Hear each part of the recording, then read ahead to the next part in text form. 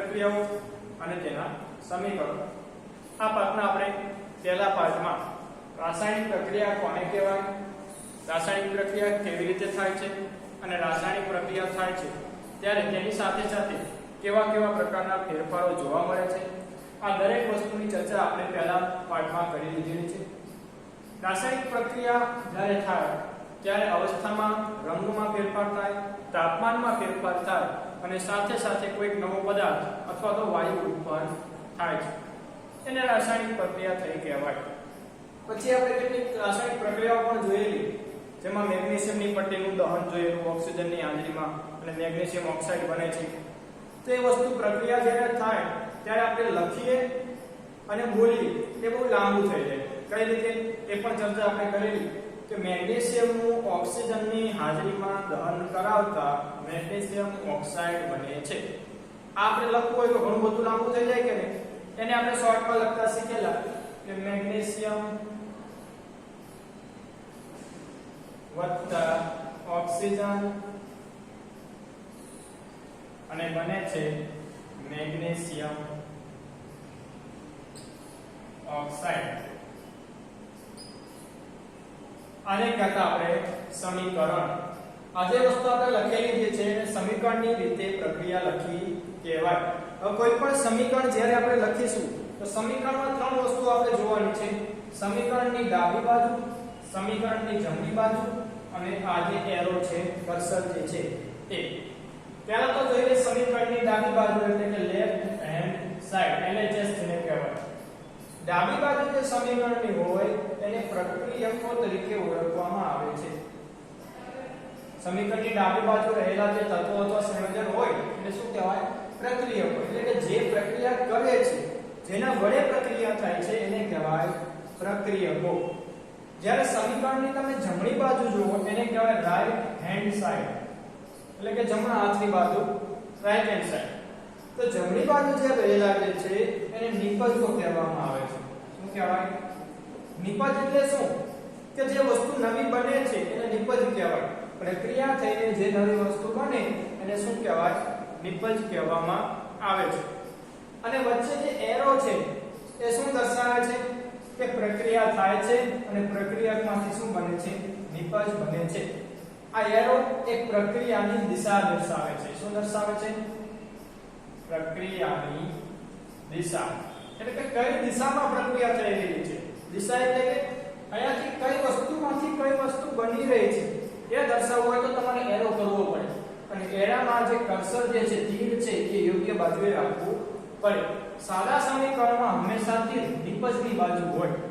તીર કઈ બાજુ હોય? નિપજ બાજુ. કારણ કે અહીંયા આપણે તમે જુઓ કે મેગ્નેશિયમ અને ઓક્સિજન વચ્ચે પ્રક્રિયા થઈ શું બને છે? Magnesium oxide. એટલા માટે તીર કઈ બાજુ છે? મેગ્નેશિયમ ઓક્સાઇડ બાજુ. તો અહીંયા પ્રક્રિયાની દિશા કઈ બાજુ છે? મેગ્નેશિયમ ઓક્સિજન થી મેગ્નેશિયમ ઓક્સાઇડ તરફની દિશા છે. હંમેશા પ્રક્રિયકમાંથી નિપજ બનતી હોય છે. એટલે તીર હંમેશા પ્રક્રિયકથી નિપજ તરીકે લેવામાં આવે છે. કેટલીક વાર એવું પણ બને કે નિપજમાંથી ફરીવાર પ્રક્રિયક બનતો હોય તો બીજું તીર કરવામાં આવે છે, પણ એ હજુ આપણે શીખવાનું નથી. જેમ જેમ તમે આગળના ધોરણમાં જશો, ડીપમાં સમજીશું આપણે, ત્યારે આપણે બીજા તીર વિશે શીખવાનું છે. અત્યારે ફક્ત આપણે એક જ તીર જે છે તે પ્રક્રિયાની દિશા કઈ બાજુ છે એ દર્શાવે છે એ સમજી ગયા. આવું જે સમીકરણ જે છે એને આપણે રાસાયણિક સૂત્રની મદદથી પણ લખી શકીએ, પરંતુ એની માટે આપણી પાસે થોડુંક નોલેજ હોવું જોઈએ. શેનું નોલેજ હોવું જોઈએ? સંયોજકતાનું. ધોરણ 9 અને આનું મેં તમને 2 વાર હોમવર્ક પણ આપેલું છે કે સંયોજકતા તમને દરેક તત્વની ખબર હોવી જોઈએ, તો જ તમે એના રાસાયણિક સૂત્ર લખી શકો છો. હવે વાત કરી મેગ્નેશિયમ. તો મેગ્નેશિયમની તો પહેલા આપણને સંજ્ઞા ખબર હોવી જોઈએ. તો મેગ્નેશિયમની સંજ્ઞા થાય Mg. ચાલો એ ખબર પડી ગઈ. પછી ઓક્સિજન. ઓક્સિજનની સંજ્ઞા પણ તમને ખબર હોવી જોઈએ. ઓક્સિજનની સંજ્ઞા છે O2. કારણ કે ઓક્સિજન વાયુ એકલો હોતો નથી, હંમેશા બે અણુના સ્વરૂપમાં જોવા મળે છે. O2. હવે વાત કરીએ મેગ્નેશિયમ ઓક્સાઇડ. મેગ્નેશિયમ ઓક્સાઇડ એક સંયોજન છે. શું છે? સંયોજન. અને સંયોજનનું સૂત્ર લખવું હોય તો તમને સંયોજકતા ખબર હોવી જોઈએ. ચલો આપણે શીખીએ હવે મેગ્નેશિયમ ઓક્સાઇડનું સૂત્ર કઈ રીતે લખી શકીશું. તો આપણી પાસે બે તત્વો છે, મેગ્નેશિયમ અને બીજું છે ઓક્સિજન. ચલો મેગ્નેશિયમ ઓક્સાઇડ માટે બે તત્વો છે મેગ્નેશિયમ અને ઓક્સિજન. अब બંનેની સંયોજકતા એની નીચે લખી લો. મેગ્નેશિયમની સંયોજકતા છે +2, બે સંયોજકતા છે, ત્યારે ઓક્સિજનની છે -2. હવે એ લખી લીધા પછી સંયોજકતાનો આપણે ચોકડી ગુણાકાર કરીશું આવી રીતે. બે ને mg સાથે ગુણવાના અને બે ને O સાથે ગુણવાના એટલે શું થશે Mg2O2. આપણે ધોરણ 9 માં શીખેલા કે જ્યારે અણુની સંખ્યામાંથી કંઈક કોમન નીકળે એવું હોય, કંઈક સામાન્ય નીકળે એવું હોય તો એને કાઢી લેવાનું. તો આમાંથી શું સામાન્ય નીકળે? બે સામાન્ય નીકળે છે. તો આનું સૂત્ર શું થશે MgO. સમજાણું? સંયોજકતા ખબર હોય તો આપણે સંયોજનનું સૂત્ર બનાવી શકીએ. હવે એવું નથી કે દરેક વખતે તમારે આવું લખીને બનાવવાનું છે. તમને ખબર હોય તમે મનમાં બનાવી શકતા હોય તો ક્યાંય લખવાની જરૂર છે નહીં. તો હવે આનું જે નિપજ શું આવશે MgO. તો આ થયું રાસાયણિક સૂત્રની મદદથી સમીકરણ લખવું. આથી પણ વધારે સરળ બને છે. પરંતુ આ સમીકરણ તમે જુઓ એની અણુની સંખ્યા ગણો. ડાબી બાજુ રહેલા અણુની સંખ્યા અને જમણી બાજુ રહેલી સંખ્યા ગણો અને એનો તફાવત જુઓ તમે. Mg માં 1 છે, અહીંયા અણુ કેટલા છે 2. સામે જુઓ તો મેગ્નેશિયમ કેટલા છે 1, એ સરખા છે, પણ ઓક્સિજન જુઓ છો કેટલા છે 1 જ. તો ઓક્સિજનના અણુની સંખ્યા ડાબી બાજુ અને જમણી બાજુ કેવા છે અલગ અલગ છે. જ્યારે અણુની સંખ્યા એ નિપજમાં અને પ્રક્રિયકમાં અલગ અલગ હોય ત્યારે એને માળખાકીય સમીકરણ તરીકે ઓળખવામાં આવે છે.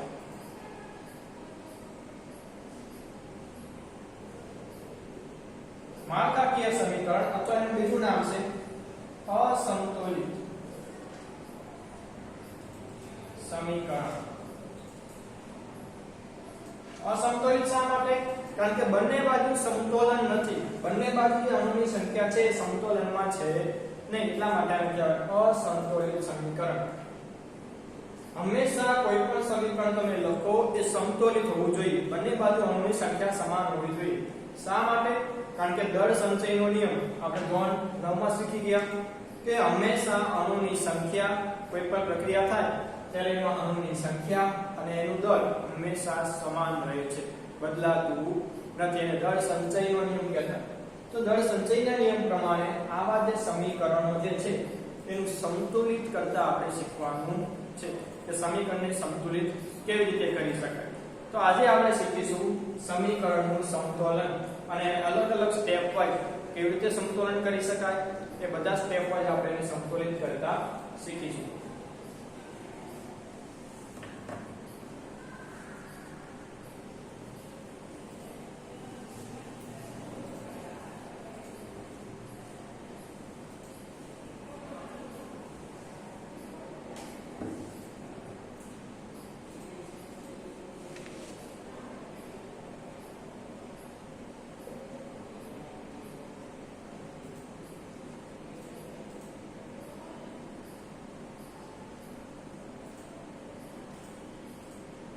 સમતોલિત રાસાયણિક સમીકરણ. હવે કોઈ એક રાસાયણિક સમીકરણનું ઉદાહરણ આપણે લઈ લઈએ. એટલે આપણે પાઠ્યપુસ્તકમાં આપેલું છે એ જ ઉદાહરણની ચર્ચા કરી. તો એમાં એક રાસાયણિક સમીકરણ આપેલું છે Zn H2SO4. જે આપણે પ્રક્રિયા જોઈ હતી ઝિંકની એસિડ સાથેની પ્રક્રિયા, ઝિંકના દાણાની મોલિક્યુલર ક્લાસના એસિડ સાથેની પ્રક્રિયા. આની પ્રક્રિયા જ્યારે થાય છે ત્યારે બને છે ZnSO4 H2. તો જ્યારે આપણે સમીકરણ લખીએ ત્યારે શું કરીશું? બંને બાજુ રહેલા અણુની સંખ્યા ગણી લઈશું કે કેટલા છે. પહેલા તો ઝિંકની સંખ્યા ગણો. અહીંયા કેટલી છે 1, સામે કેટલી છે 1. તો ચાલો ઝિંકની સંખ્યા કેવી છે? સંતુલિત છે કહેવાય. બીજું અણુ લઈ હાઇડ્રોજન.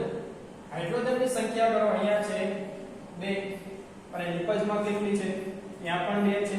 તો હાઇડ્રોજનના અણુ સંતુલિત છે તેમ કહેવાય. અને ત્રીજું ગણો સલ્ફર. અહીંયા એની સંખ્યા 1 અને સામેની બાજુ જોઈએ તો ત્યાં પણ સલ્ફર કેટલા છે? 1 જ છે. તો સલ્ફર પણ કેવા છે? સંતુલિત છે. અને છેલ્લે આપણે ઓક્સિજનની સંખ્યા ગણી તો અહીંયા 4 અને સામેની બાજુ પણ 4. તો અહીંયા તમે જુઓ કે દરેક પ્રક્રિયક અને નિપજમાં અણુની સંખ્યા સમાન રહે છે. એટલા માટે આ જે સમીકરણ જે છે એને કહેવાય સમતોલિત સમીકરણ. તો સમતોલિત સમીકરણની વ્યાખ્યા તમે લખી શકો કે જ્યારે કોઈ સમીકરણમાં રહેલા પ્રક્રિયકો અને નિપજોમાં રહેલા અણુઓની સંખ્યા સમાન હોય તો તેવા સમીકરણને કહેવાય સમતોલિત સમીકરણ. અસંતુલિત અથવા માળખાકીય સમીકરણ કોને કહેવાય કે જ્યારે પ્રક્રિયામાં રહેલા પ્રક્રિયકોના અણુની સંખ્યા અને નિપજના અણુની સંખ્યા સમાન ન હોય, યાદ રાખજો ન હોય ત્યારે તેને અસંતુલિત સમીકરણ તરીકે ઓળખવામાં આવે છે અથવા તેને માળખાકીય સમીકરણ તરીકે ઓળખવામાં આવે છે.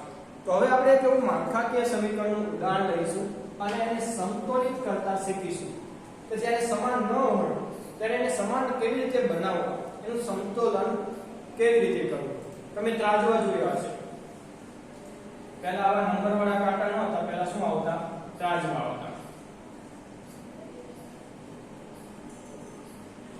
આવું ત્રાજવું હોય એમાં વચ્ચે એક કાંટો આપેલો હોય. એ કાંટો શું દર્શાવે કે કઈ બાજુ એનું પલડું ભારે છે અને કઈ બાજુ નમે છે. ધારો કે તમે આમાં વજન મૂકો તો આ પલડું કઈ બાજુ નમે? નીચેની બાજુ. અને આ પલડું ઉપર આવી જાય. હવે તમારે સંતુલિત કરવું હોય તો શું કરવું પડે? જે નમેલું પલડું છે એની સામેના પલડામાં કંઈક વજન તમારે મૂકવો પડે. તો બંને પલડા કેવા આવે? એક સ્થિર દિશામાં આવી જાય, બંને એક સંતુલિત સ્થાને આવી જાય. તો એવું જ આપણે સમીકરણના સંતુલનમાં કરીશું.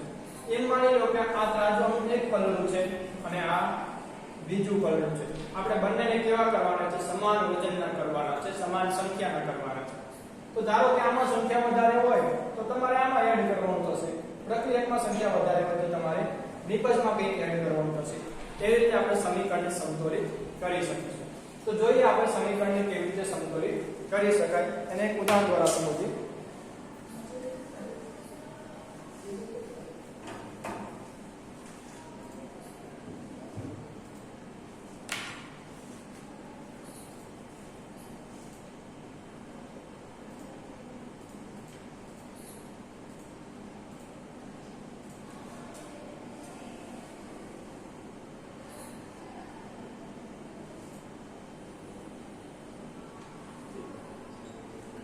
અહીંયા એક આપણે સમીકરણ આપેલું છે.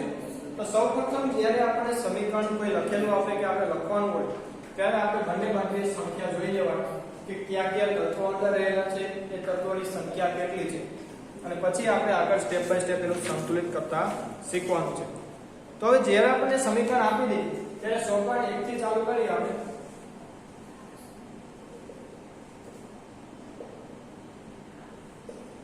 તો જ્યારે આપણી સમક્ષ સમીકરણ હોય ત્યારે સૌપ્રથમ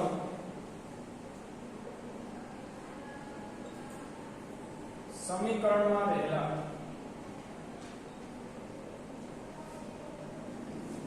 દરેક તત્વો અથવા સંયોજનની ફરતે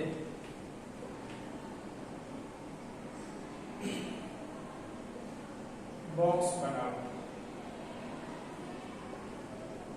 પહેલા સ્ટેપમાં શું કરીશું કે જેટલા સંયોજન અથવા તત્વો આપેલા છે એ ફરતે એક બોક્સ બનાવી દઈશું. શા માટે બનાવવાનું છે એની ચર્ચા આપણે આગળ કરીએ. તો સૌપ્રથમ આપણે એક બોક્સ બનાવી દઈએ.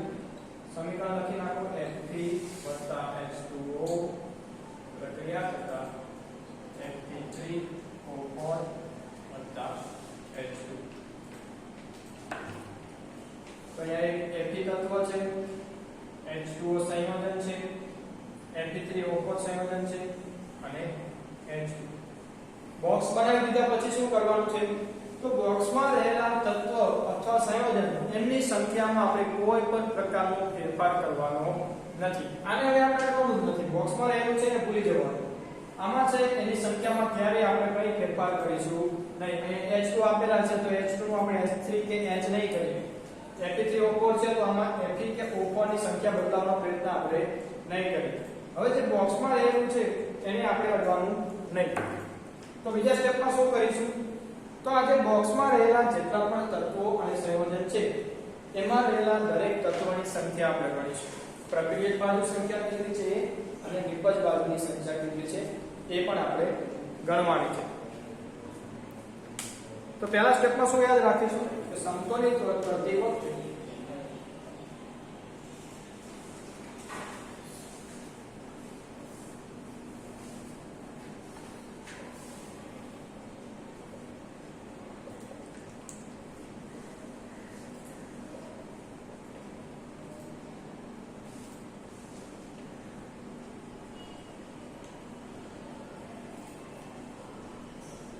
જ્યારે આપણે સમીકરણનું સંતુલન કરીશું ત્યારે ખાનામાં રહેલા તત્વોની સંખ્યા બદલવી નહીં. હવે બીજું સોપાન જોઈએ.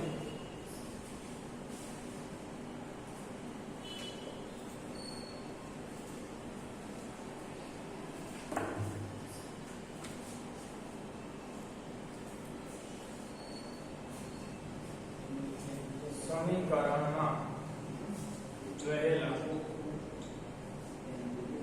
જુદા જુદા તત્વોની સંખ્યા ગણો. આ સમીકરણમાં કુલ કેટલા તત્વો છે એ જોઈ લો. એની સંખ્યા પ્રક્રિયક બાજુ કેટલી છે એ જોવાની છે અને નિપજ બાજુ કેટલી છે એ પણ જોવાની છે. તો આપણે એની માટે એક કોષ્ટક બનાવી દઈએ. તો એમાં કોષ્ટકમાં આપણે લખીશું તત્વો પ્રક્રિયકની સંખ્યા અને નિપજોની સંખ્યા. આમાં આપણે પરમાણુની સંખ્યા લેવાની છે. પ્રક્રિયકમાં રહેલા પરમાણુની સંખ્યા અને નિપજમાં રહેલા પરમાણુની સંખ્યા અને જે તે તત્વ. તો જોઈએ આપણે.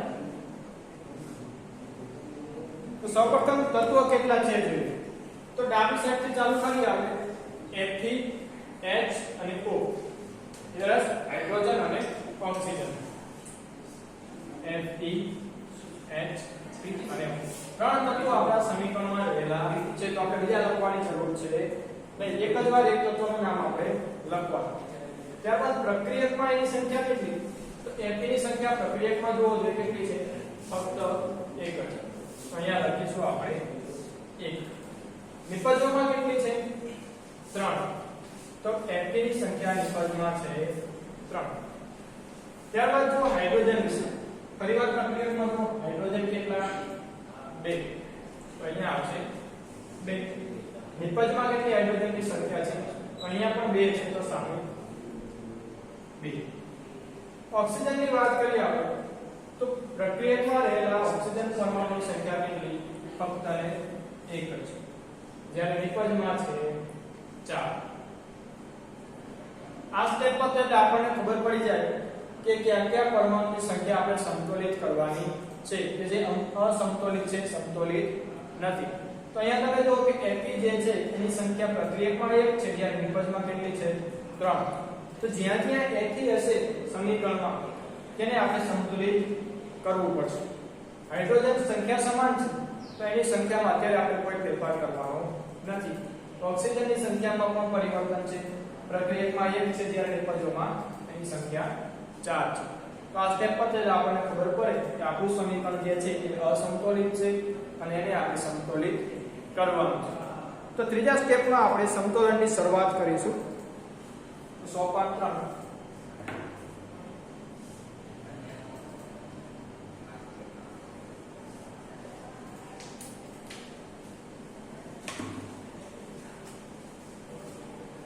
સૌથી વધુ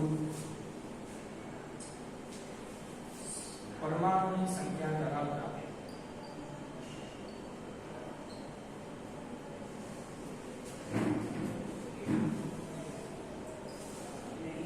સંયોજનથી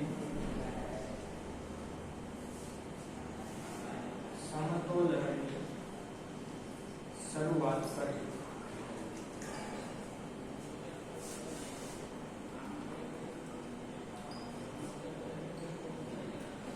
હવે આમાંથી આપણે કેવું સંયોજન પસંદ કરવાનું છે કે જે સૌથી વધુ સંખ્યા ધરાવે છે. તો અહીંયા તમે જો પરમાણુની સંખ્યા સૌથી વધુ છે એમાં છે પહેલામાં 1 જ છે, આમાં 2 ને 3, અહીંયા જો તો 3 ને 4 7 છે. તો Fe3O4 નામનું જે સંયોજન છે ત્યાંથી આપણે સંયોજનની સંતુલનની શરૂઆત કરીશું. તો આપણે કેવું પસંદ કરીશું? Fe3O4 અને ત્યાંથી આપણે સંતુલનની શરૂઆત કરવાની છે. અહીંયા લખીશું આપણે Fe3O4 જેના કુલ પરમાણુ છે 7. હવે એવું ફરજિયાત નથી કે આપણે મોટામાં મોટો પરમાણુ લઈને શરૂઆત કરીએ. આ તો આપણી અનુકૂળતા મુજબ. જેમ કે મોટામાં મોટો પરમાણુનું સંતુલન થઈ જાય તો બાકીના પરમાણુનું સંતુલન કરવું આપણને સરળ રહેશે. એટલા માટે સૌપ્રથમ આપણે મોટામાં મોટા પરમાણુનું સંતુલન કરીશું. તો સૌથી મોટા પરમાણુથી શરૂઆત કરીશું Fe3O4 થી. હજુ આ સ્ટેપ પૂર્ણ નથી થઈ. અહીંયાથી આપણે સંતુલનની શરૂઆત કરવાની છે. તો સમજાય તમને બે સોપાન સમજાઈ ગયા. સ્ટેપ કો સોપાન કો તબક્કા કો કંઈ પણ કરી શકવાના. પરંતુ તમારે આને ધ્યાનમાં રાખીને લખવાના છે.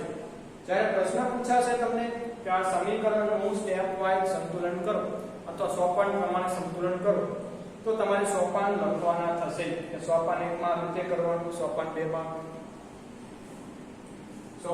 સંખ્યા ગણવાની અને સોપાન 3 માં જે મોટા મોટું છે એને પસંદ કરવાનું. પરંતુ જ્યારે આપણે સમીકરણ સંતુલિત કરતા હોય, આપણે જ્યારે લખતા હોય ત્યારે આવું કોઈ સોપાન લખવાની જરૂર છે નહીં. આપણે જાતે મનમાં અથવા તો રફકામમાં સંતુલિત કરી શકીએ છીએ. તો સોપાન 3 સુધી આપણે 50 સૌથી વધુ પરમાણુ ધરાવતા સંયોજનથી સંતુલનની શરૂઆત કરવાની છે.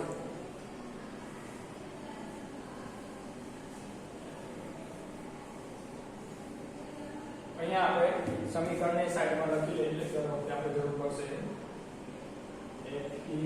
Fe+H2O ક્રિયા થતા Fe3O4+H2. આ સમીકરણો આપણે સંતુલિત કરવાનું છે, યાદ રાખજો.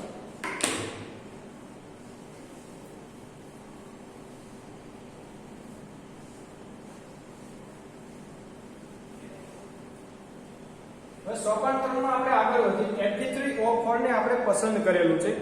એમાંથી પણ જે સૌથી વધુ જે પરમાણુ છે એને પહેલા સંતુલિત કરીશું. Fe3O4 માં કોના પરમાણુ વધુ છે?